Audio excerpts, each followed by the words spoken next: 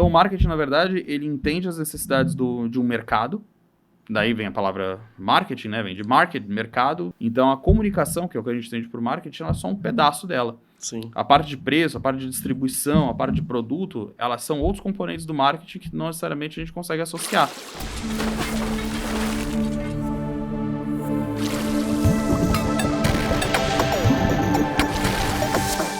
Olá, seja bem-vindo a bordo do Sem Calado Podcast.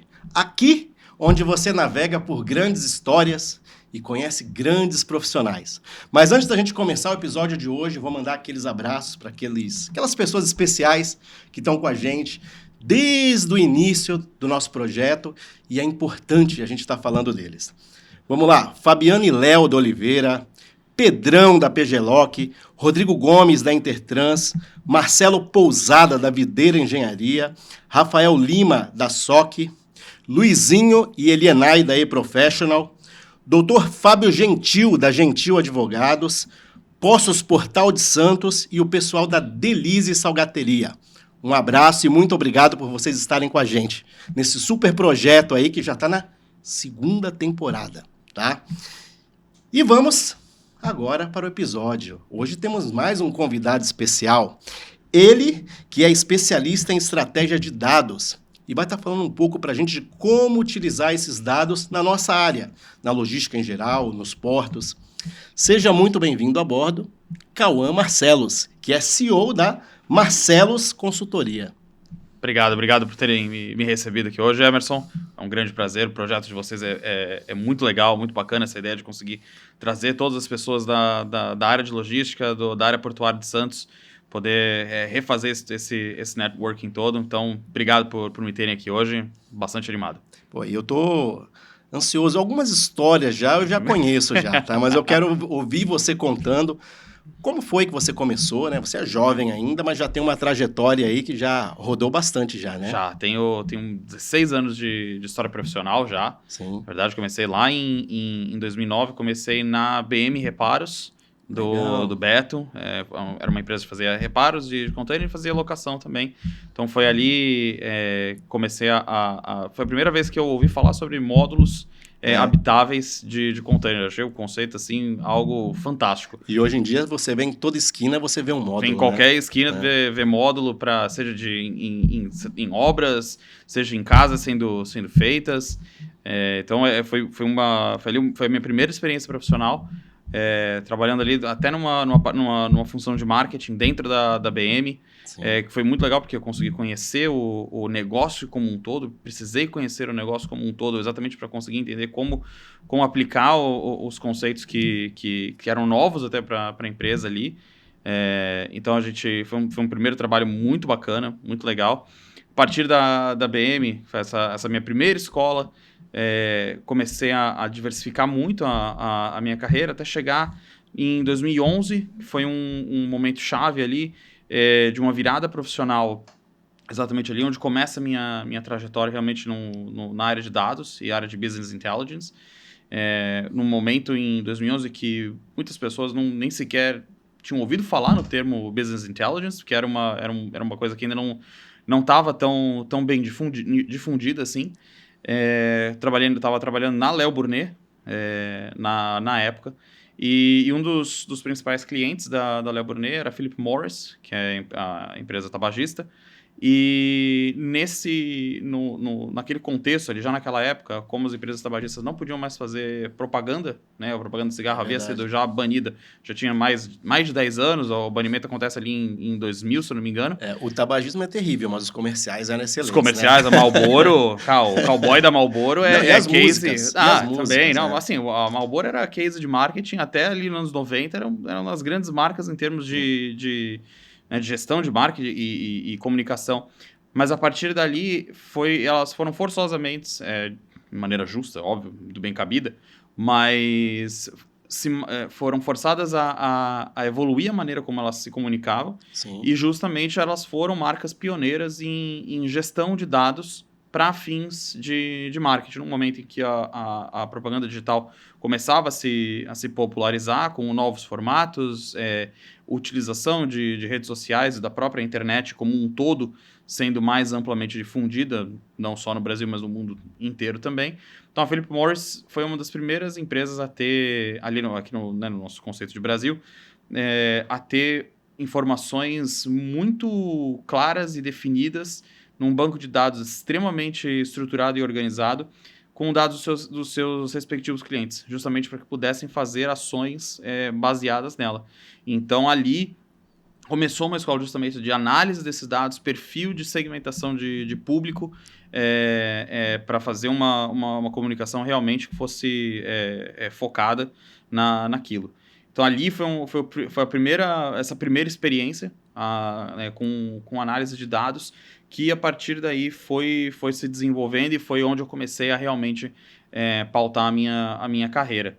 Né? A gente avançar alguns anos para frente, aí, eu, em 2015, fui para os Estados Unidos, fui fazer meu mestrado. Sim. Né?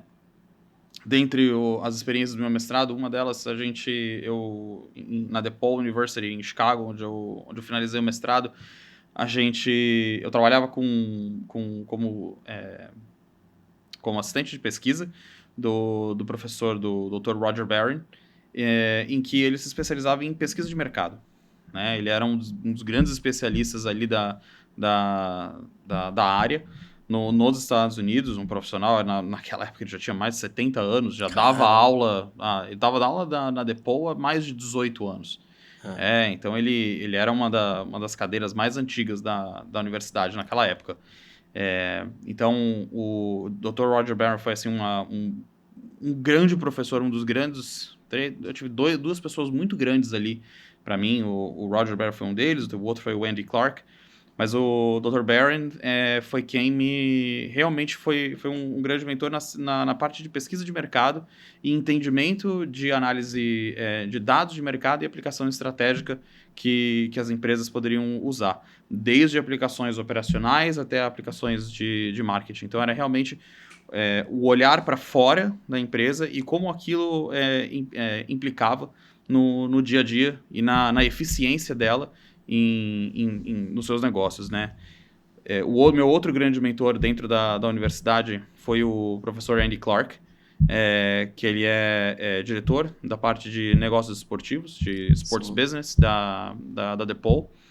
E o Andy foi responsável por me indicar para o meu primeiro trabalho nos Estados Unidos, enquanto eu estava lá. Para quem tem interesse em ir para os Estados Unidos, quem tem interesse em estudar fora, sabe que no primeiro ano você não pode trabalhar fora da universidade. A partir do segundo ano você já pode trabalhar fora, desde que seja como condição de estágio. Né? Então, existe existe toda uma lei, uma regra, uma estrutura que é inegociável. Então, essa é a maneira que você tem que seguir. E no meu segundo ano ali, eu tive a oportunidade de trabalhar com o Chicago Fire, que é um time da Major League Soccer. Ali, o Andy foi um cara fantástico. Ele fez uma ponte direta com a vice-presidente de patrocínios corporativos, que era a área onde eu acabei entrando, e que era a Jessica Worley, ali na época. Trabalhou no Philadelphia Eagles, ela trabalhou depois no Tampa Bay Buccaneers, dois times da NFL, assim, gigantes.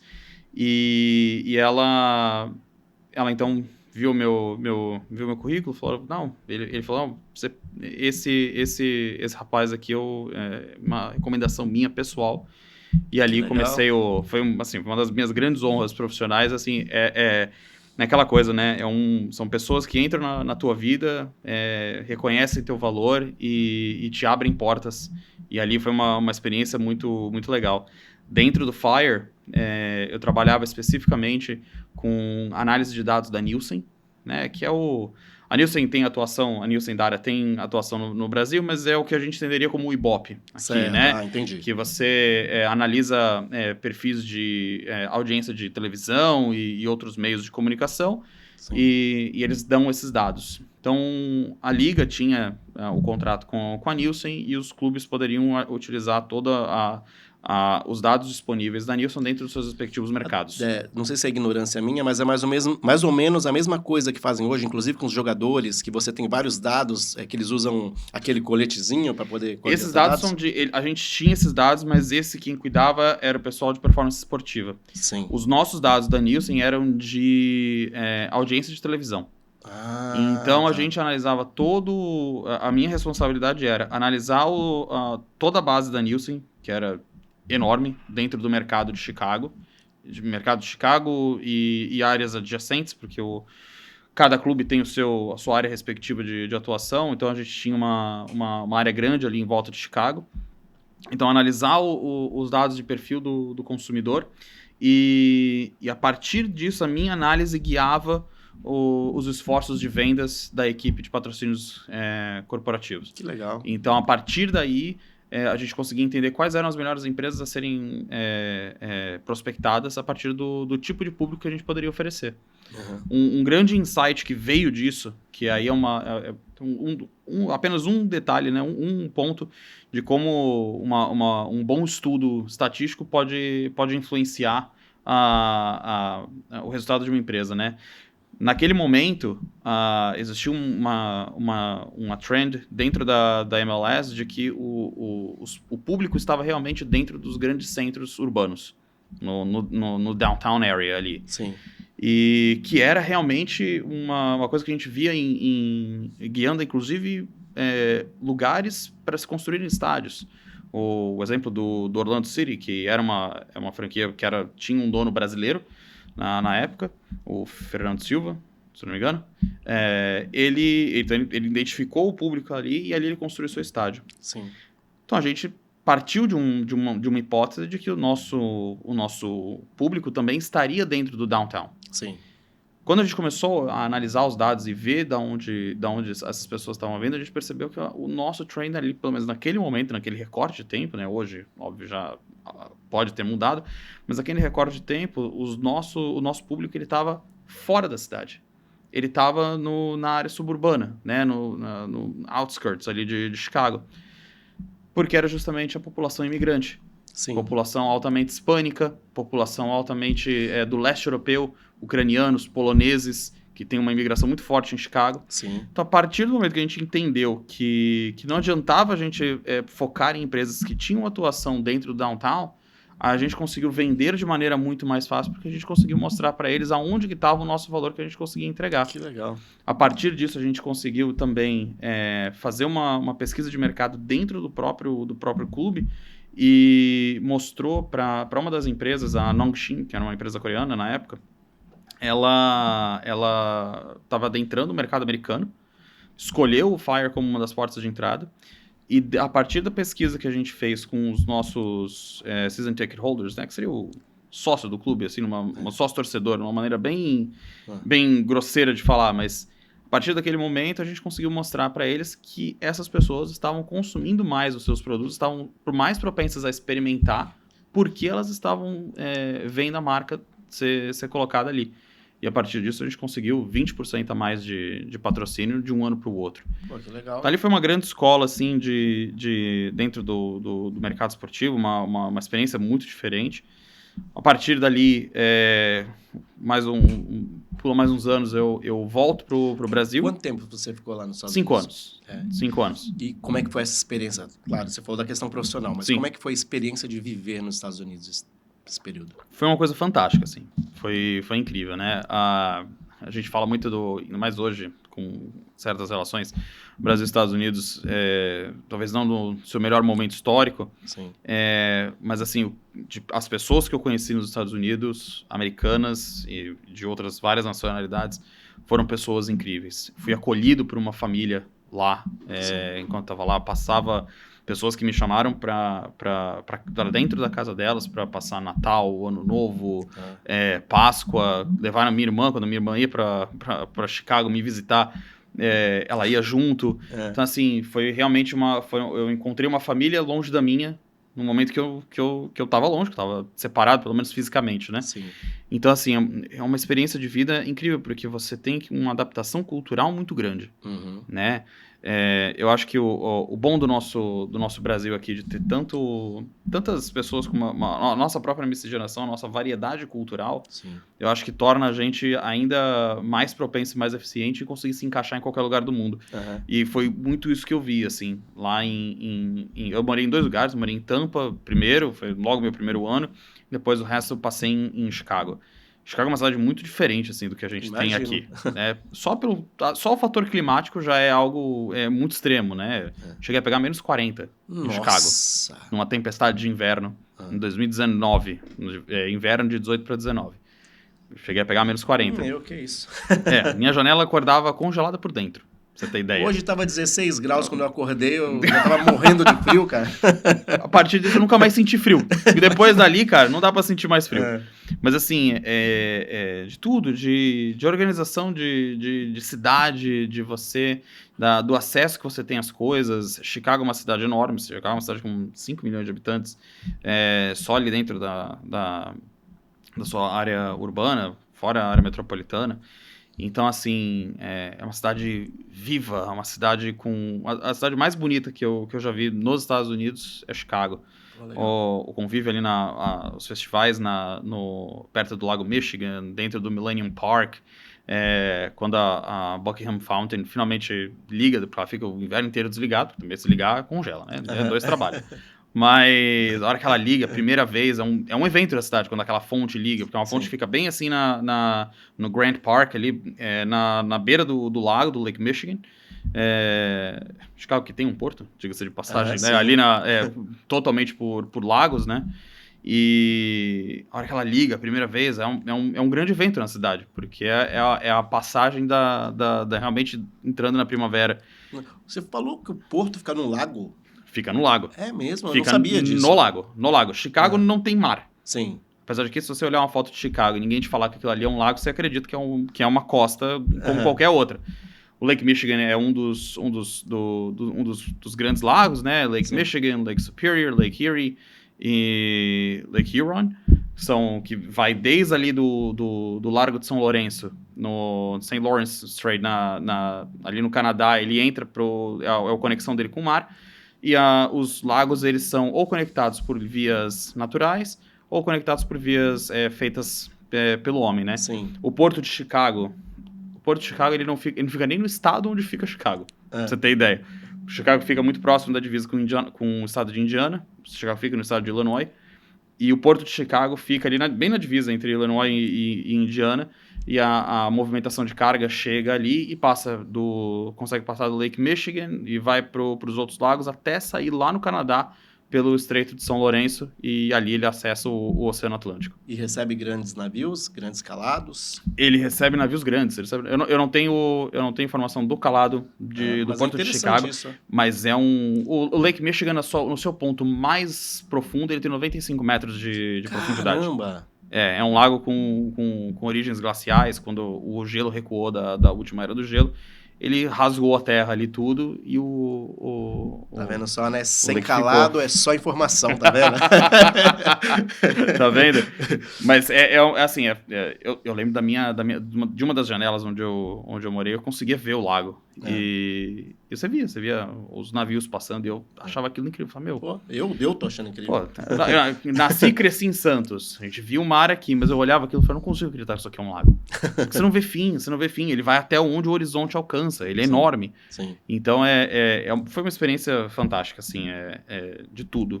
Desde a parte pessoal, a parte profissional, a parte acadêmica. Ter me formado lá foi assim, uma experiência sem igual. Pô, muito bom. E você se formou em que lá? Você fez? Eu fiz MBA lá. Tá. Eu fiz um MBA na DePaul, na Cal State School of Business. Sim. E depois, fiz uma das minhas especializações foi também dentro da Mas parte... nessa área de dados? Parte com essa concentração, sim. Sim, muito bom. E aí depois dos Estados Unidos, acabou o tempo, né? Como todas as coisas, algumas delas chegam ao fim. Voltei pro Brasil.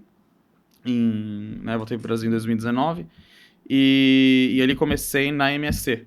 Tá. Né? A MSC também foi acho que eu digo que tem os grandes momentos, né, da minha carreira ali, a BM, meu primeiro lugar, a Leo Brunet como minha primeira grande escola de dados, meu período nos Estados Unidos, e a MSC, que foi talvez a minha segunda grande escola ali.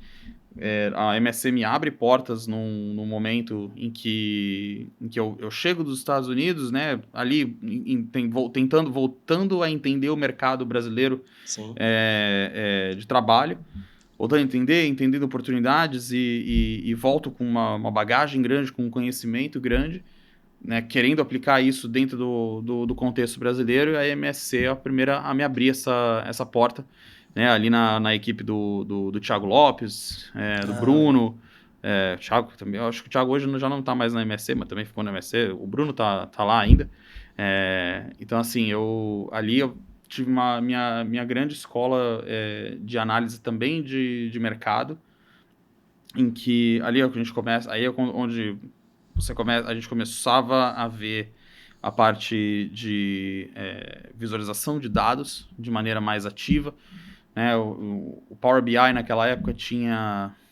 a Microsoft tinha lançado ele, se eu não me engano, há uns 4 anos atrás, ali naquele momento.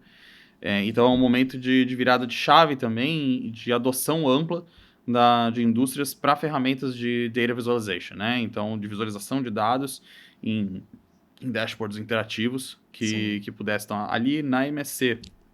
Um período muito legal, veio a pandemia no meio do caminho, né? Então, que mudou muita coisa. Mas ali dentro da MSC, trabalhos muito legais, falando direto com interface direta minha com Genebra. Tive a oportunidade de participar de grandes projetos assim que eu era o ponto de contato no Brasil, com Genebra fazendo essa ponte. Trabalhei com a Sophie Vess, que é do time da MSC de Genebra. E lá você também atuava nesse mesmo Também segmento? Atuava, exatamente. Qual departamento lá? Ali era o departamento de marketing. O tá. departamento de marketing na MSC, à época, ao menos, uma das grandes responsabilidades era justamente a coleta de dados que se tinha, por exemplo, dados da Datamar, que era uma grande parceira da MSC na época, a Logcomex, são informações de mercado, né, que a gente juntava ali, as próprias informações, óbvio, que a própria empresa coletava, e aí a importância de você ter a MSC tinha uma cultura de dados assim incrível.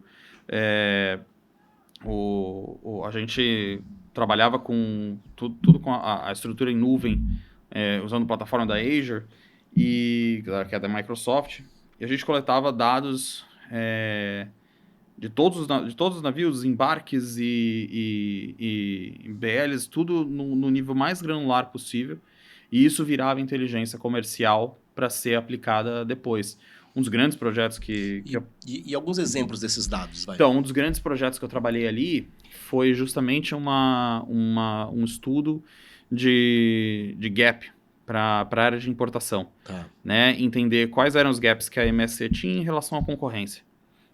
E em quais áreas, quais rotas esses gaps se manifestavam de maneira mais acentuada, e em quais tipos de commodities, quais tipos de mercado.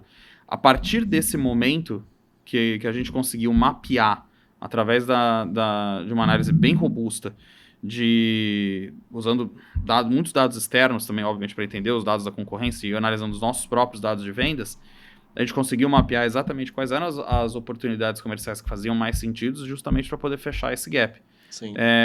Lugares onde o gap era muito grande, que ele não faria sentido alocar esforços ali. Então, aí, obviamente, né, o time de importação, o time do GR, na época ali, começou a fazer esse trabalho justamente, um trabalho que a gente providenciou para eles toda a estrutura, todo o dashboard que mostrava, auxiliava nessa visualização de dados, e a partir dali, com essa inteligência, foram feitas as alocações de recursos exatamente para saber aonde que eram as oportunidades a serem atacadas. E com isso, esse gap foi conseguindo ser fechado dentro da área de importação. Então, foi um exemplo muito claro. Coleta de dados internos, coleta de dados externos. Você compara dados de mercados, entende aonde está o teu gargalo operacional e comercial, aonde eu consigo alocar recursos para poder fechar, onde vale a pena para eu alocar isso daqui, e a partir disso você tem resultado. Então, esse foi um exemplo muito de manual de como você consegue juntar dados internos, coletados dentro de casa, de maneira bem organizada, coletar dados internos e conseguir montar uma estratégia a partir disso. Que legal. E eu não imaginava que o departamento de marketing também cuidava disso, né? Cuida, porque assim... É muito importante, né? A gente pensa muito em marketing como comunicação, apenas, né? Sim, na minha cabeça é isso. Mas a gente, se você for pensar no marketing como Kotler define ele, lá em meados do século XX, a comunicação é um quarto dele. Você tem o famoso 4 P's de marketing. Estudantes de administração de marketing, vocês estão careca de ouvir isso já falando. Mas você tem lá preço, promoção é o que a gente entende como comunicação, praça, que é uma tradução meio esquisita, porque é place em inglês, né? Que é price, promotion, place e product. E place foi traduzido como praça, que é a localização, é a tua distribuição. Sim. E o produto.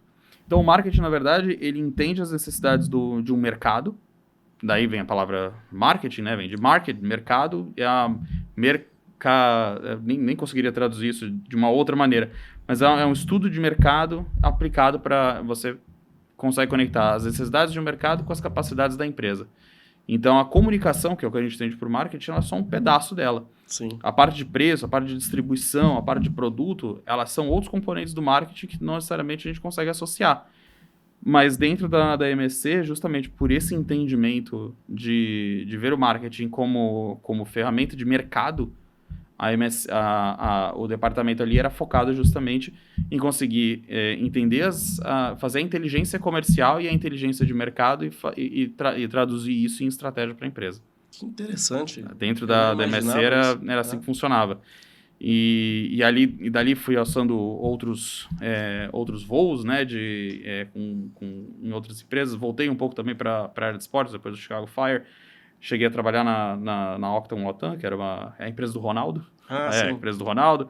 E depois dali fui trabalhar na Upwork, também gerindo um time de dados.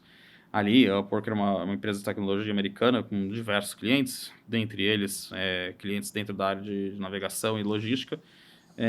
Então, e a partir desse momento, resolvo fundar a Marcelos Consultoria justamente para poder agregar 15 anos, 16 anos aí de experiência e poder começar a aplicar ele em projetos mais autorais e projetos focados realmente dentro da parte de estratégia e gestão de dados. Muito legal. E eu quero conhecer o passo a passo como funciona essa tua consultoria e a gente vai apresentar o pessoal, mas eu vou pedir só uma pausa rapidinho, só para a gente apresentar os nossos patrocinadores e apoiadores. Tem um videozinho interativo bem bacana. Mas aguarda aí, hein? Não sai não. É rapidinho, a gente já volta.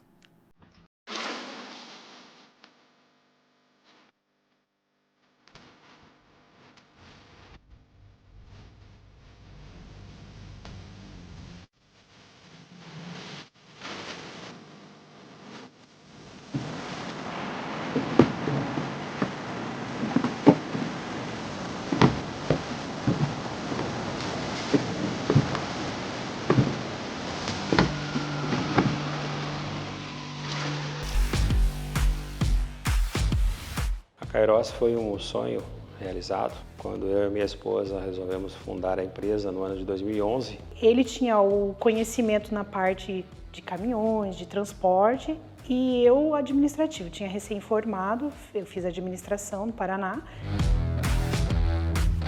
Com muita fé, coragem e acreditamos no projeto. E hoje já estamos aqui há 13 anos. O meu forte mesmo é a parte financeira, mas a gente acaba acompanhando, né? Acompanha as compras de caminhões ou troca de veículos, manutenção. O transporte sempre esteve na minha família, tá? Na época do meu pai, quando eu era criança, meu pai sempre teve caminhão, transporte. Nós atuamos no transporte de containers, importação e exportação. Também atuamos com entregas dentro do território brasileiro, em carretas Sider e baú. Atuamos com serviço de terminais de containers, para stacking de containers cheios. Trabalhamos com armazenagem de cargas em geral.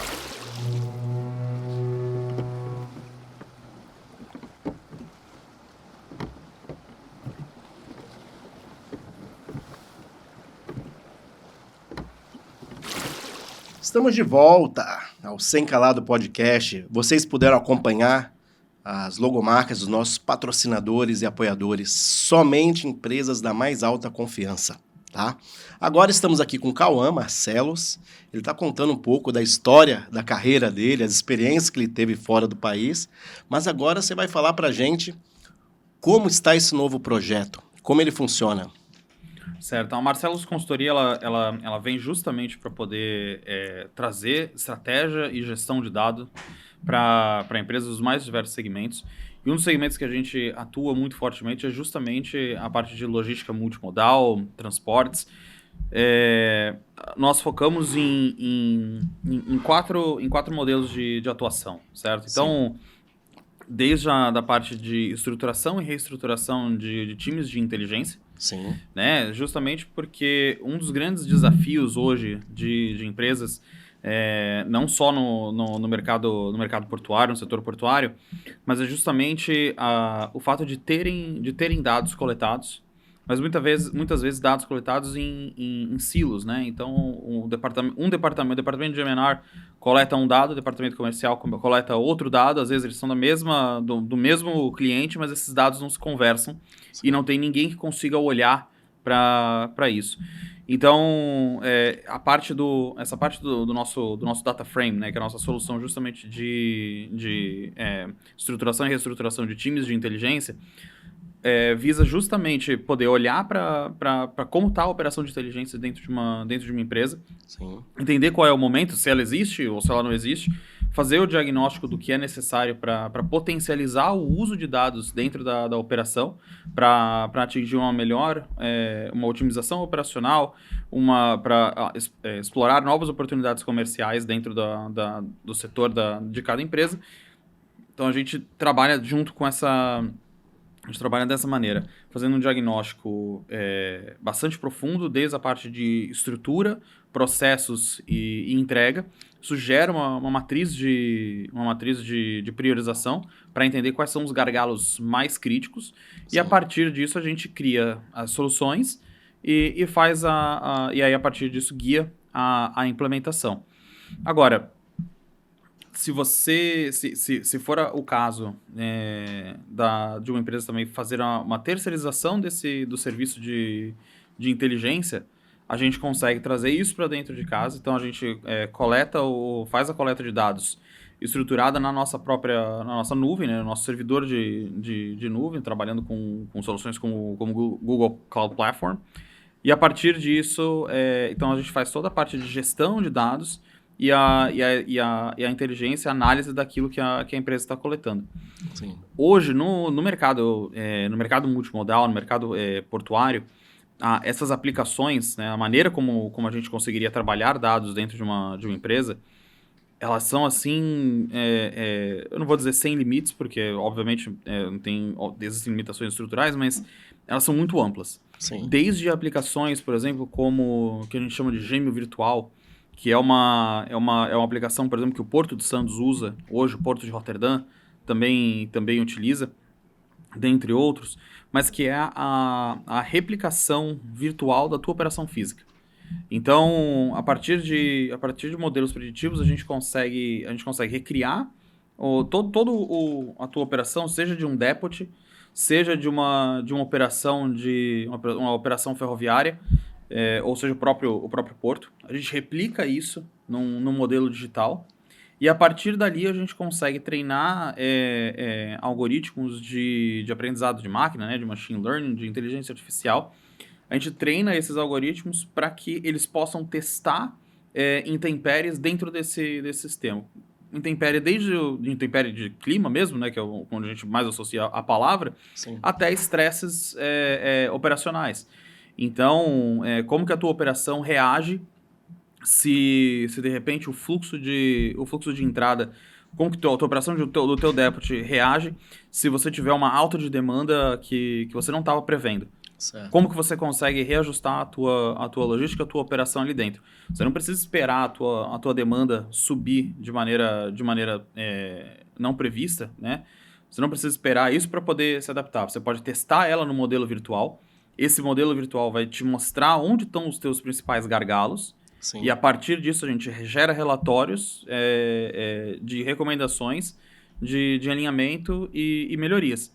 Então você consegue fazer diversos testes antes que alguma coisa dê errado, para que Sim. você consiga, para que as empresas consigam fazer as suas otimizações. Inclusive análise, você citou o exemplo do Depot, análise de tempo, período que você tem mais congestionamento de veículos. Com certeza.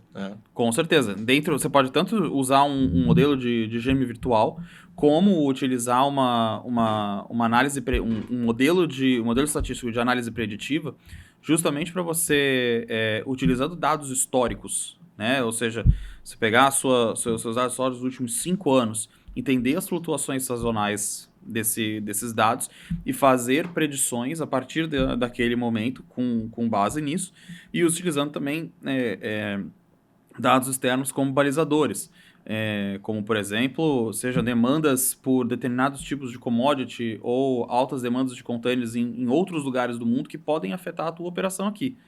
Então, você consegue, a partir disso, fazer uma análise preditiva, olhando para 1 ano, 2 anos no futuro, e entender qual é a sazonalidade para que você consiga planejar a tua operação de maneira mais eficiente. Isso na questão de segurança, perdas e avarias. Perdas e tudo avarias, isso, né? você pode fazer... Outra aplicação muito grande que a Maersk utiliza hoje em portos fora do país também, é a previsibilidade de manutenção. Sim. Então, com sensores dentro dos containers, por exemplo, a Maersk e outros armadores também têm essa tecnologia, a MSC tem containers inteligentes também, conseguem prever avarias a partir da movimentação do container. Então, os containers, se ele sofre movimentos bruscos, se ele sofre impactos que não estariam previstos dentro de uma operação normal de carga e descarga ou de próprio transporte, você consegue ver quais são os acontecimentos de cada equipamento e, a partir disso, prever. Esse equipamento vai precisar de uma manutenção em um dos painéis, nas colunas, por conta do que a gente viu de movimentação a partir dos próprios sensores. Então, assim, isso obviamente, você precisa da estrutura ali dentro. Mas se você tem um depot focado em manutenção, por exemplo, dependendo do tipo de dados que você coleta ali, e aí sim é importante você ter uma coleta muito bem estruturada, de quais são os tipos de reparo que estão sendo feitos, com qual frequência, para quem estão sendo feitos e o que causa. Você analisando todos esses dados históricos se utilizando de uma análise preditiva, você consegue ter uma previsibilidade de demanda. Sim. Com isso, você consegue preparar a tua operação antes que a alta de demanda aconteça.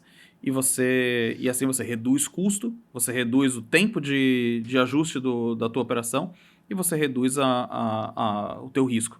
Eu imagino que para você fazer essa análise, você tenha sistemas. Uhum. Agora, para fazer essa coleta de dados, existem aplicativos, sistemas, ou até mesmo hardware, alguma coisa nesse sentido? O hardware é mais necessário quando você está falando, por exemplo, dos sensores dentro de containers, Sim. ou de caminhões, ou de trens, para fazer esse tracking em tempo real. Sim. Ou você tem as análises as coletas de dados, principalmente de parte de depots e até outro... Existe uma parte manual ali do que está sendo feito na hora. Mas, obviamente, a maneira como a gente trabalha são sistemas a gente gera pipelines, né, que a gente chama, que são códigos que a gente consegue coletar o dado da fonte, ou seja, quando a empresa tem o seu sistema de gestão de dados. Ela entra, então a equipe coloca os dados ali naquela ferramenta.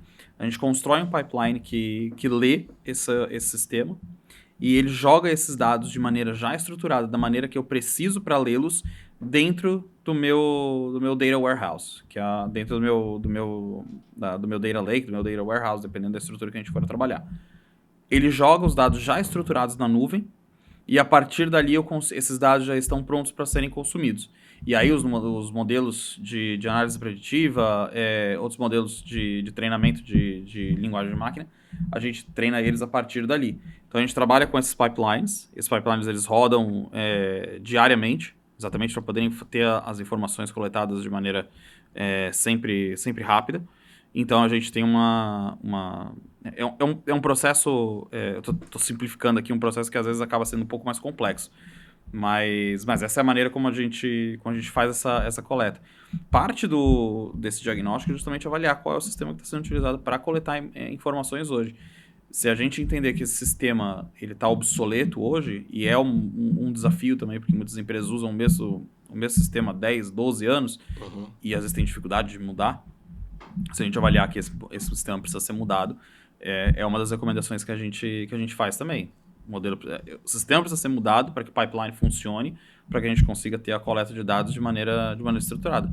Caso contrário, não dá para você fazer um milagre, né? Porque o dado está aqui de maneira completamente bagunçada, numa plataforma que eu não consigo acesso, e aí você tem o dado ali, mas você não vai conseguir nunca utilizar ele. É o que a gente chama de dark data, né? Sim. Que é um dado escuro, porque eu não vejo ele está lá, mas eu não consigo utilizá-lo.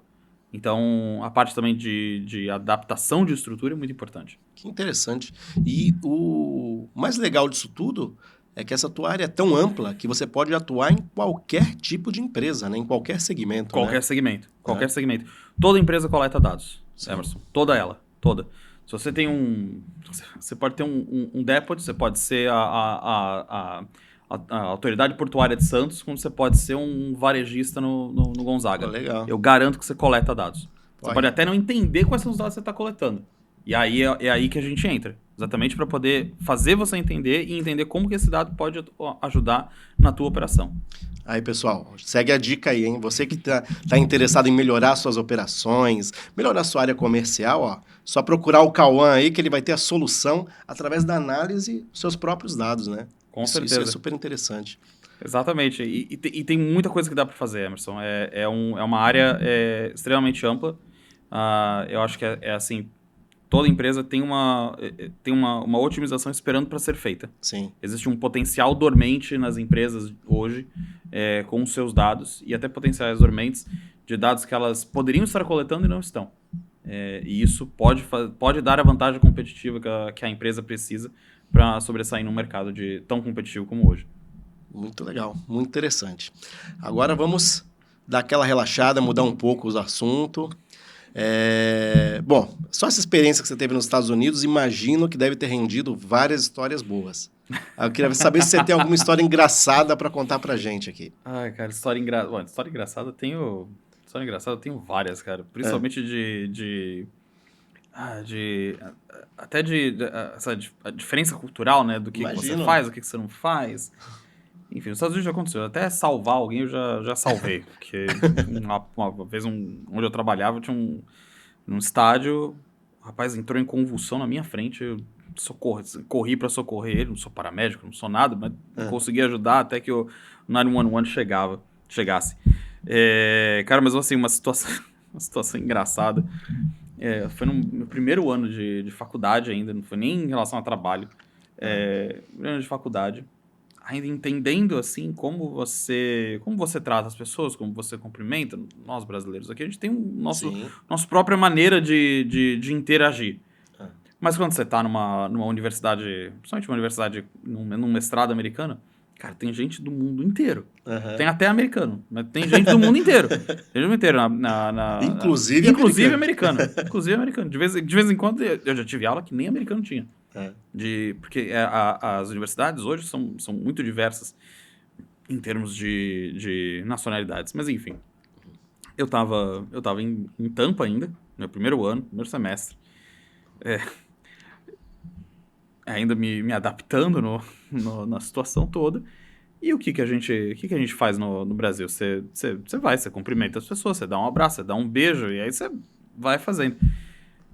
E aí eu fui cumprimentando as pessoas, abracei uns, apertei a mão de outro, e eu fui cumprimentar uma moça, e eu fui dando a mão pros rapazes, abracei um, não sei o quê, eu fui falar com ela, e aí eu dei uma travada, porque ela fez assim, Eu fui pra dar um beijo no rosto, como a gente faz aqui. Aham.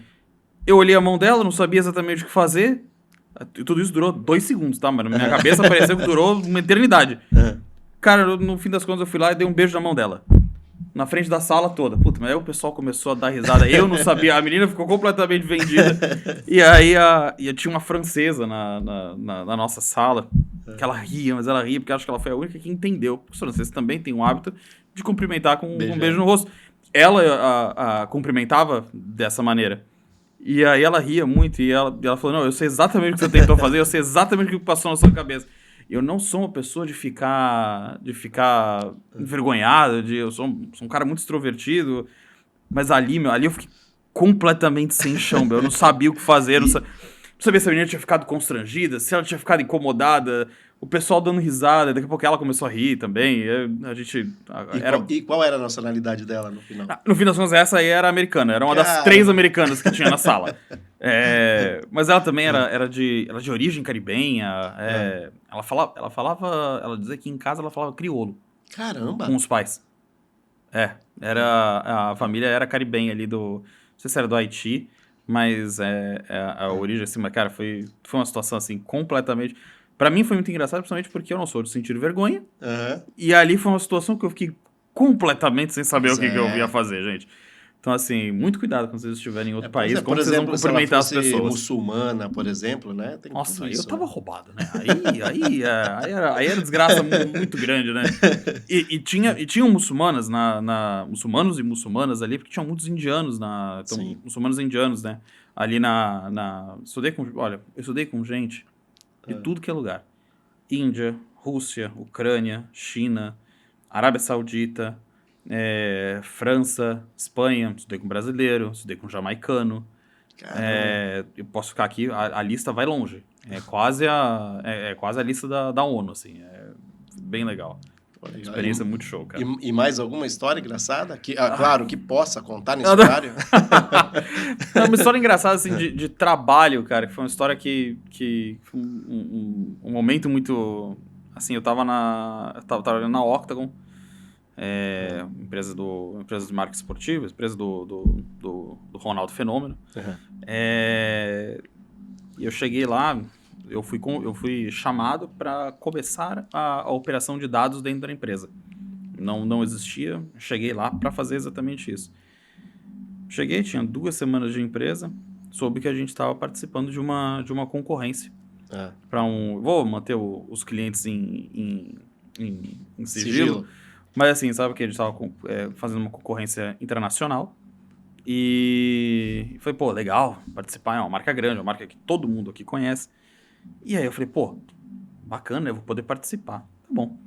Deu 2 semanas, a minha diretora me liga e fala assim, então, Cauã, você vai apresentar. Eu falei, oi? Ela falou, você vai apresentar pro pessoal que tá vindo dos Estados Unidos para fazer a concorrência. Eu virei pra minha diretora e falei, Cláudia, eu não sei nem o nome de todo mundo da empresa. Eu não sei nem quem são as pessoas com quem eu vou estar apresentando junto. A gente tava trabalhando de casa ainda tava num processo ali pós-pandemia.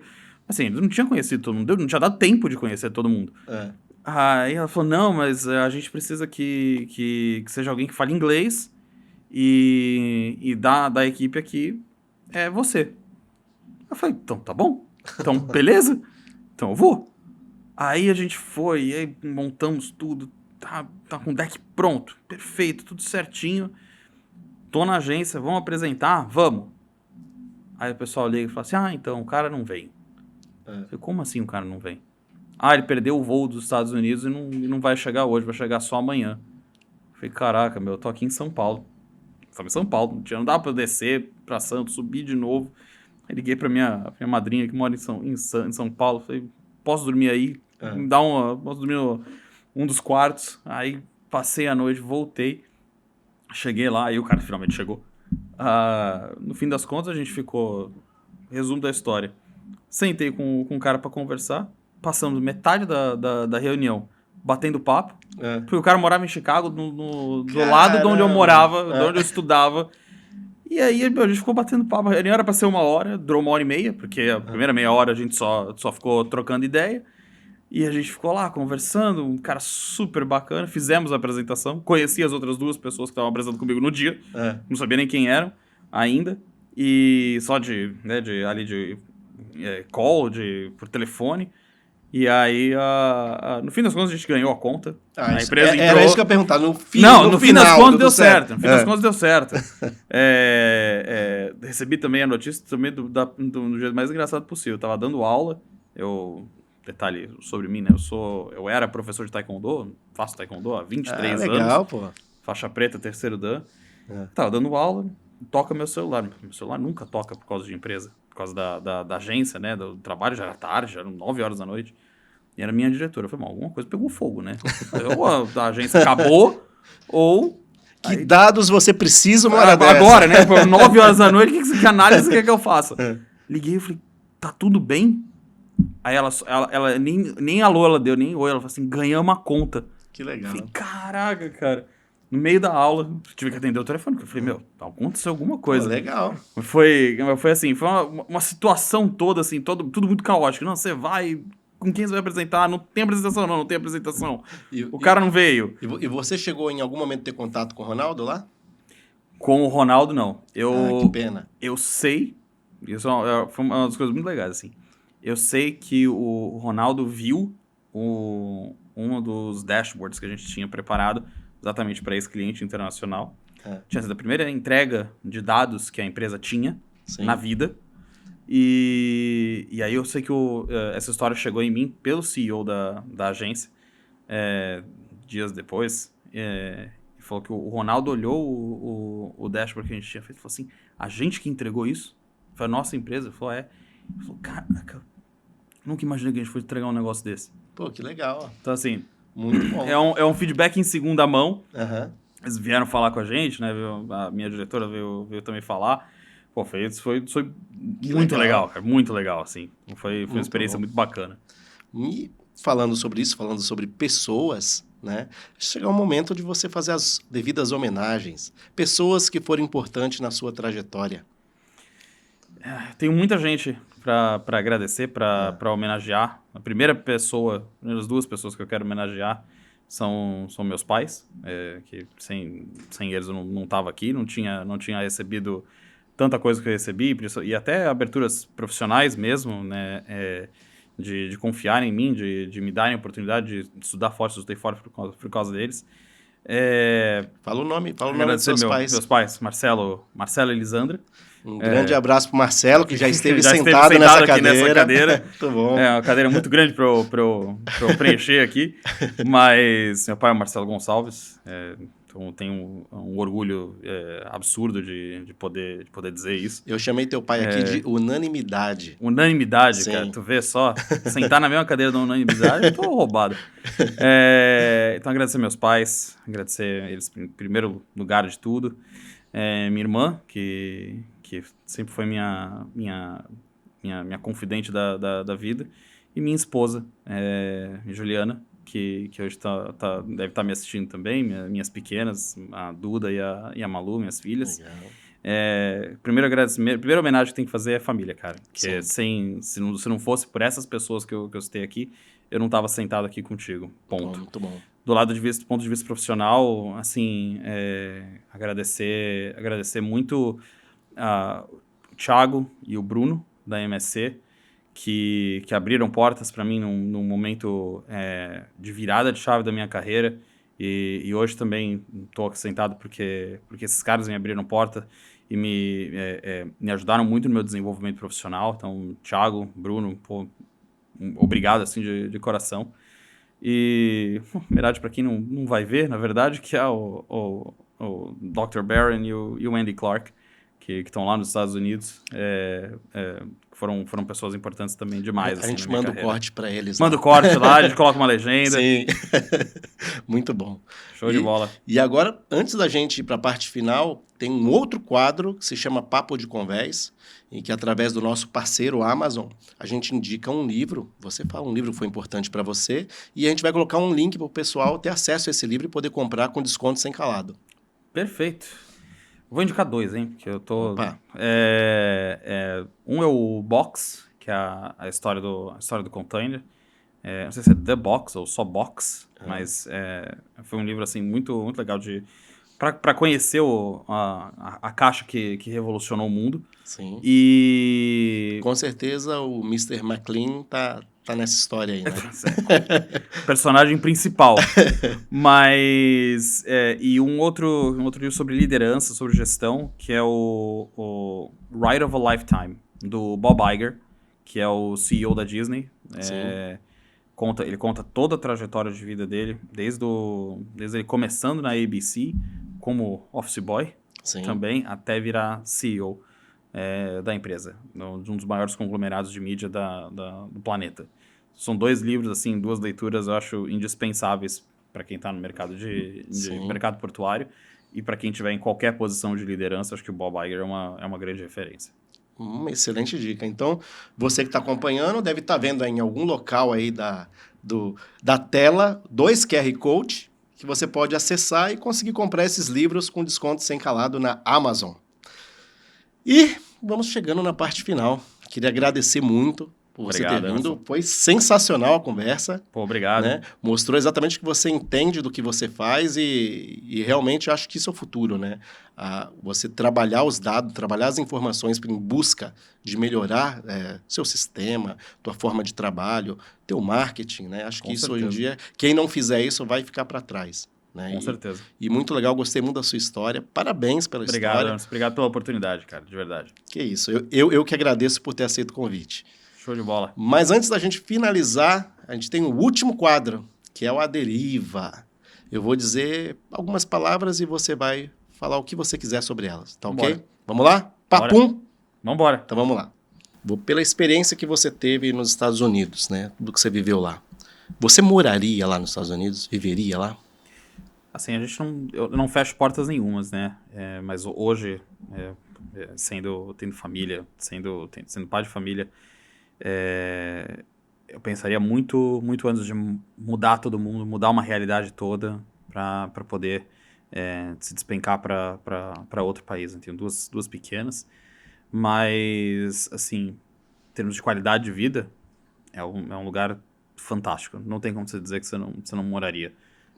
Só que, assim, pelo momento que eu tenho hoje, é algo que eu pensaria 2, 3 vezes, muito diferente de quando eu fui 10 anos atrás. Perfeito. E de tudo que você fez na tua carreira, existe algo que você mudaria, que você faria diferente? Eu tive uma experiência muito ruim na minha carreira. Eu não vou entrar em muitos detalhes aqui, até para preservar outras partes. Mas eu acho que essa decisão de ter ido trabalhar naquele lugar, eu talvez tivesse mudado. Mas a gente aprende com tudo, né? Então, Sim. Até isso virou aprendizado. E você é especialista em coleta e análise de dados. Quais dados que você gostaria de ter em mãos hoje, na tua vida, para fazer uma bela análise? Essa é a pergunta mais difícil. Eu gostaria muito de... Eu gostaria muito de coletar e analisar as ideias e os sonhos das pessoas, cara. Para poder...